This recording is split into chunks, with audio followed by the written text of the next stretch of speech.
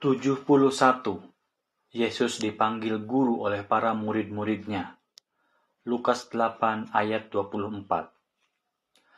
Maka datanglah murid-muridnya membangunkan dia. Katanya, "Guru, guru, kita binasa." Ia pun bangun, lalu menghardik angin dan air yang mengamuk itu. Dan angin dan air itu pun reda, dan danau itu pun menjadi teduh. Kita tahu bahwa Yesus punya 12 orang murid. Mereka hidup bersama-sama dengan Yesus. Mereka semua memanggil Yesus dengan sebutan guru. Ini berarti mereka tahu bahwa Yesus hanyalah seorang guru, bukan Tuhan. Makanya banyak ayat lain, murid-muridnya memanggilnya dengan sebutan rabi, artinya juga guru.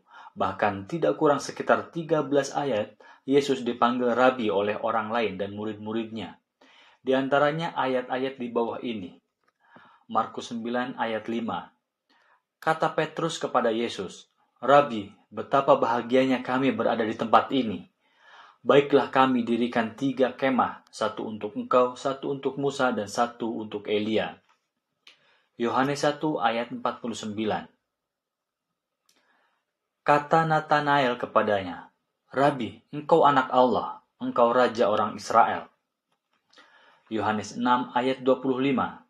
Ketika orang banyak menemukan Yesus di seberang lain laut itu, mereka berkata kepadanya, "Rabi, bila mana engkau tiba di sini?" Kesimpulannya, setiap orang yang dibangunkan dari tidurnya pasti bukan Tuhan. Yesus dibangunkan dari tidurnya, berarti Yesus bukan Tuhan. Setiap yang tidur pasti bukan Tuhan. Yesus tidur, berarti Yesus bukan Tuhan. Jika Tuhan tidur, saat dia pulas, siapa yang mengendalikan alam semesta ini? Setiap yang dipanggil guru atau rabi pasti hanya seorang guru atau rabi, bukan Tuhan. Yesus dipanggil guru dan atau rabi, berarti Yesus bukan Tuhan. 72.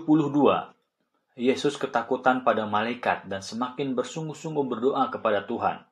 Lukas 22 ayat 43 dan 44. Maka seorang malaikat dari langit menampakkan diri kepadanya untuk memberi kekuatan kepadanya. Ia atau Yesus sangat ketakutan dan makin bersungguh-sungguh berdoa. Peluhnya menjadi seperti titik-titik darah yang bertetesan ke tanah. Malaikat yang memberi kekuatan kepada Yesus adalah malaikat utusan Tuhan. Jika Yesus itu Tuhan, bagaimana mungkin Yesus menerima kekuatan dari malaikat? Bagaimana mungkin Tuhan ketakutan kepada malaikat? Kalau begitu, berarti malaikat lebih tinggi kekuasaannya daripada Tuhan. Dengan semakin bersungguh-sungguhnya Yesus berdoa, ini menandakan bahwa Yesus benar-benar sangat ketakutan dengan datangnya malaikat utusan Tuhan tersebut. Karena Yesus hanyalah seorang nabi, maka sangat wajar jika dia merasa ketakutan, karena dia hanyalah seorang manusia biasa, bukan Tuhan. Tentu sangat merendahkan ketuhanan Yesus jika dia sebagai Tuhan lalu takut kepada malaikat, bukan? Kesimpulannya, setiap yang menerima kekuatan dari malaikat pasti bukan Tuhan. Yesus menerima kekuatan dari malaikat, berarti Yesus bukan Tuhan. Setiap yang ketakutan kepada malaikat Tuhan pasti bukan Tuhan. Yesus ketakutan kepada malaikat Tuhan, berarti Yesus bukan Tuhan. Setiap yang bersungguh-sungguh berdoa kepada Tuhan pasti bukan Tuhan. Yesus semakin bersungguh-sungguh berdoa kepada Tuhan, berarti Yesus bukan Tuhan. Setiap yang mengeluarkan peluh seperti titik-titik darah ke tanah karena takutnya kepada malaikat, pasti bukan Tuhan. Yesus mengeluarkan peluh seperti titik-titik darah ke tanah karena ketakutannya kepada malaikat. Berarti Yesus bukan Tuhan. 73.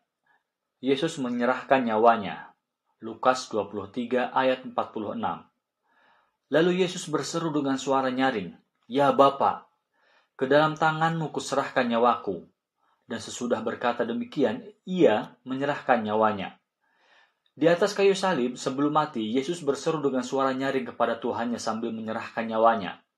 Jika Yesus itu Tuhan, Tuhan mana lagi yang dia panggil? Dan jika Yesus itu Tuhan, siapa yang berani mencabut nyawa Tuhan? Apakah malaikat berani mencabut nyawa Tuhan?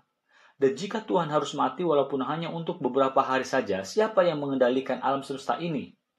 Kesimpulannya, setiap yang berseru kepada Tuhan pasti bukan Tuhan. Yesus berseru kepada Tuhan, berarti Yesus bukan Tuhan. Setiap yang berseru memanggil Bapaknya pasti bukan Tuhan. Yesus berseru memanggil Bapaknya, berarti Yesus bukan Tuhan. Setiap yang menyerahkan nyawanya kepada Tuhan pasti bukan Tuhan. Yesus menyerahkan nyawanya kepada Tuhan, berarti Yesus bukan Tuhan. 74. Ucapan Yesus fiktif, tidak terbukti. Lukas 24 ayat 44 hingga 46. Ia berkata kepada mereka, "Inilah perkataanku yang telah kukatakan kepadamu ketika aku masih bersama-sama dengan kamu, yakni bahwa harus digenapi semua yang ada tertulis tentang aku dalam kitab Taurat Musa dan kitab Nabi-Nabi dan kitab Mazmur." Lalu ia membuka pikiran mereka sehingga mereka mengerti kitab suci. Katanya kepada mereka, "Ada tertulis demikian, Mesias harus menderita dan bangkit dari antara orang mati pada hari yang ketiga." Ucapan Yesus tersebut sampai saat ini tidak ada seorang pendeta atau pastor, bahkan paus yang ada di Roma pun tidak bisa membuktikan kebenaran dari ucapan Yesus itu. Jika itu benar-benar adalah ucapan Yesus, apalagi dia sebagai Tuhan menurut umat Kristen, tentu apa yang dia ucapkan pasti bisa dibuktikan kebenarannya. Sebab tidak mungkin Yesus berbohong.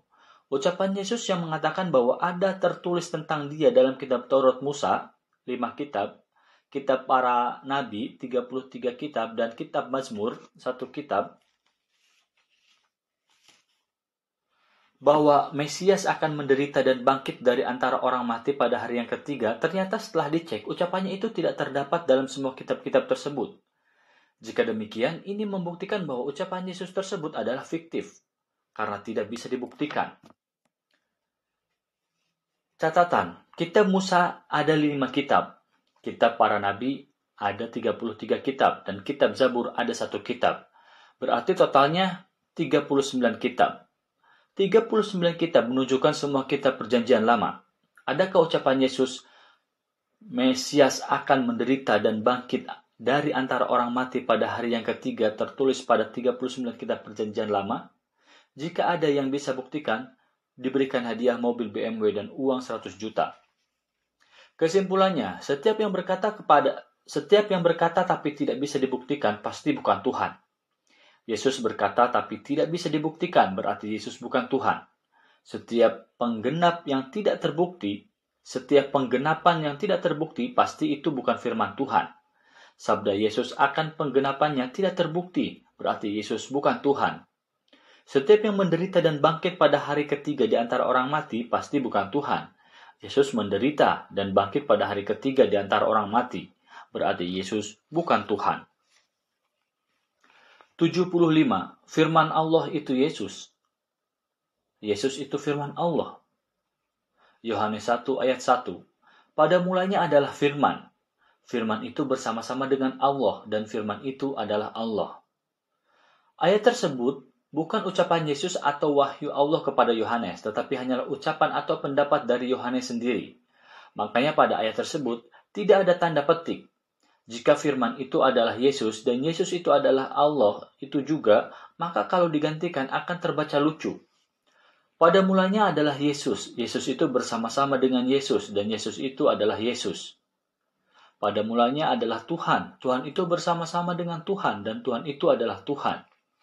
Pada mulanya adalah Allah. Allah itu bersama-sama dengan Allah dan Allah itu adalah Allah. Jika firman itu bersama-sama dengan Allah, berarti firman itu bukan Allah. Jika Yesus itu bersama-sama dengan Allah, berarti Yesus itu bukan Allah. Jika saya bersama-sama dengan fulan, berarti saya itu bukan fulan. Karena kami ada berdua, bukan satu. Kesimpulannya, setiap yang bersama-sama dengan Allah pasti bukan Allah. Yesus bersama-sama dengan Allah, berarti Yesus bukan Allah. Setiap yang berawal mula pasti bukan Tuhan. Yesus berawal mula, berarti Yesus bukan Tuhan. 76. Tuhan telah jadi manusia Yesus. Yohanes 1 ayat 14. Firman itu telah menjadi manusia dan diam di antara kita, dan kita telah melihat kemuliaannya, yaitu kemuliaan yang diberikan kepadanya sebagai anak tunggal Bapa, penuh kasih karunia dan kebenaran. Maksud ayat tersebut yaitu Yesus yang Sang Firman telah menjadi manusia sebagai anak tunggal Bapa. Ayat ini merupakan inkarnasi Tuhan yang menjelma menjadi manusia Yesus. Tentu menjadi pertanyaan, jika Tuhan telah menjelma menjadi Yesus, apakah masih ada Allah atau Tuhan yang lain selain Yesus? Mestinya jawabannya sudah tidak ada. Sudah tidak ada Tuhan lain, sebab Tuhannya telah menjadi Yesus. Namun dalam pandangan Kristen tetap saja masih ada Tuhan atau Allah lain, yaitu Bapanya Yesus dan juga Roh Kudus. Yang ketiganya adalah satu. Itulah pemahaman Trinitas. Kesimpulannya, setiap yang menjadi manusia pasti bukan Tuhan. Yesus menjadi manusia, berarti Yesus bukan Tuhan. Setiap yang menjadi anak tunggal Allah pasti bukan Allah. Yesus jadi anak tunggal Allah, berarti Yesus bukan Allah. Setiap yang menerima kemuliaan dari Tuhan pasti bukan Tuhan. Yesus menerima kemuliaan dari Tuhan, berarti Yesus bukan Tuhan. Dalam Al-Quran, betapa banyak ayat-ayat yang menerangkan bahwa Allah Subhanahu wa Ta'ala tidak beranak dan tidak pula diperanakan. Di antaranya yaitu surat An-Nas, surat An-Nisa, surat Al-An'am, surat Yunus, surat Maryam, surat Al-Anbiya, surat Al-Mu'minin, surat Al-Furqan, surat Az-Zukhruf, dan lain-lain. Bahkan Allah mengecam terhadap orang-orang yang mengatakan bahwa Allah punya anak, sebagaimana contoh ayat Al-Quran sebagai berikut.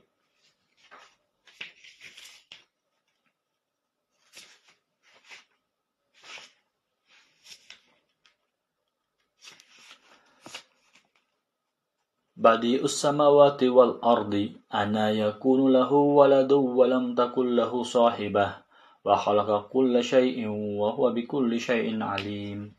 Dia pencipta langit dan bumi, bagaimana dia mempunyai anak padahal dia tidak mempunyai istri. Dia menciptakan segala sesuatu dan dia mengetahui segala sesuatu. Dan surat Maryam, surat Maryam. Wa qalu ittakhadha ar-rahmanu walada laqad ji'tum syai'an idza takadu samawati yatafattarna minhu wa tansaqul ardu wa takhirrul jibalu hadda anda aulir rahmani walada wa ma yanbaghi lirrahmani an yattakhidha walada.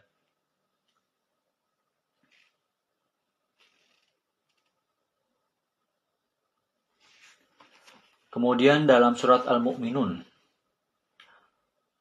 mattakhadallahu min walidin wa ma kana ma'ahu min ilah idal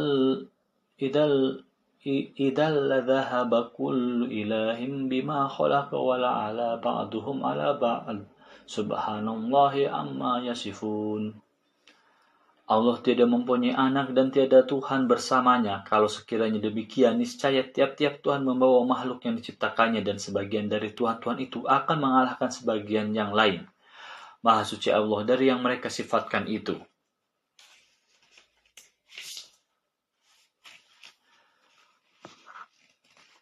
Seandainya Tuhan atau Allah benar-benar mempunyai anak sungguhan, pasti umat Islam akan mengkultuskan dan menyembah terhadap anak itu sebagaimana baginda Rasulullah SAW pernah mengatakannya dalam Quran surat Az-Zukhruf ayat 81 bahwa beliaulah orang yang akan mula-mula menyembah terhadap anak tersebut. Jika Allah yang Maha Pemurah benar-benar memiliki anak. Qul in kana lirrahmani waladun fa ana awwalul abidin. Katakanlah, jika yang Maha Pengasih itu mempunyai anak, maka akulah Muhammad, orang yang mula-mula menyembahnya. 77. Allah mengaruniakan anaknya yang tunggal, yaitu Yesus. Yohanes 3 ayat 16. Karena begitu besar kasih Allah akan dunia ini, sehingga ia telah mengaruniakan anaknya yang tunggal, supaya setiap orang yang percaya kepadanya tidak binasa, melainkan beroleh hidup yang kekal.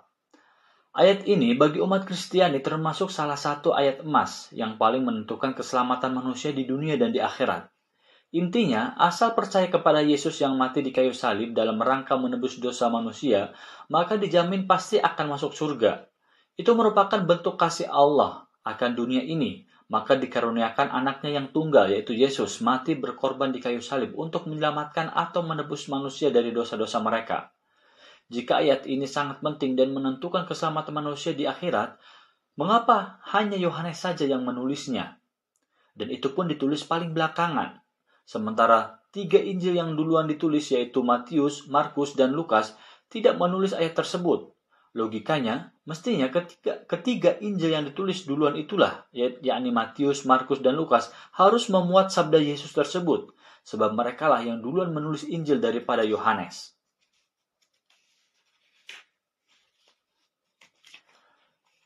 Oleh sebab itu, jika hanya satu Injil saja yang menulis ayat tersebut, sementara 3 Injil yang terbit duluan tidak menulis atau mengabadikannya, maka jelas ayat tersebut sangat lemah. Tetapi jika 3 Injil menulis dan 1 Injil tidak, sangat mungkin itu akan lebih kuat kebenarannya. Kesimpulannya, setiap yang menerima karunia dari Tuhan pasti bukan Tuhan. Yesus menerima karunia dari Tuhan, berarti Yesus bukan Tuhan. Setiap yang dijadikan kurban mati untuk menebus dosa pasti bukan Tuhan. Yesus dijadikan kurban mati menebus dosa, berarti Yesus bukan Tuhan. Yesus 78. Yesus tidak bisa mengerjakan sesuatu dari dirinya sendiri. Yohanes 5 ayat 19. Maka Yesus menjawab mereka, katanya, "Aku berkata kepadamu, sesungguhnya anak tidak dapat mengerjakan sesuatu dari dirinya sendiri, jikalau tidak ia melihat Bapa mengerjakannya, sebab apa yang dikerjakan Bapa itu juga yang dikerjakan anak." Yesus mengaku dengan jujur dan polos bahwa dia tidak dapat mengerjakan sesuatu dari dirinya sendiri kalau tidak dilihat dari apa yang dikerjakan oleh Bapaknya, yakni Allah. Jadi Yesus hanya mengerjakan apa yang dikerjakan oleh Bapaknya, yaitu Allah.